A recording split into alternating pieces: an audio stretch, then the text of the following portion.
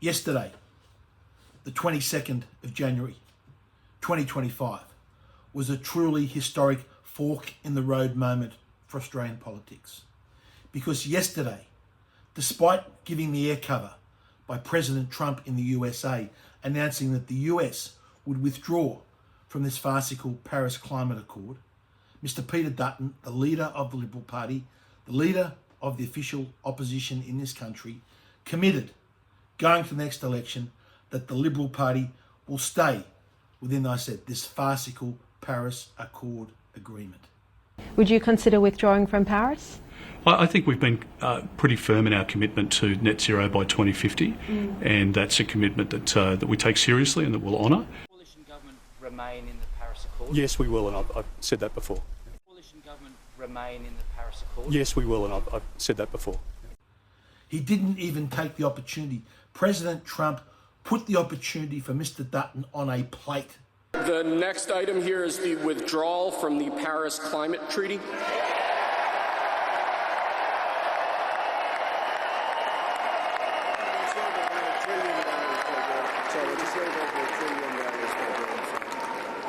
Yes, sir.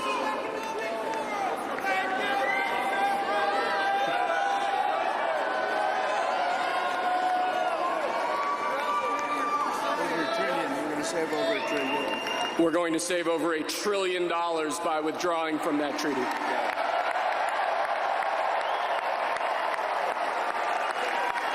He could have at the very least said, look, we'll review it, we'll look at it, we'll reconsider this in the light of the fact that the USA is pulling out and that China has no commitment under the Paris whatsoever, that it might be a good opportunity for Australia to reconsider our position.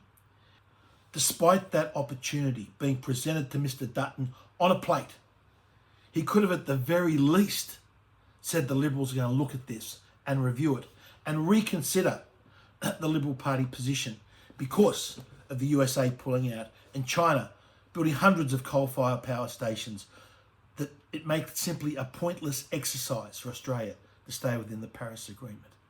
But instead, Mr. Dutton has locked the Liberal Party and the opposition in to staying with that Paris Accord, which is so damaging to Australia. For what this Paris Accord does by Australians so-called signing up to it, it is the Liberal, the Labor Party, the Teals and the Greens telling Australians that we can't use our own coal. That it's okay to ship Australian coal off to China, for China to use in their coal-fired power stations and to use to build steel for their industries.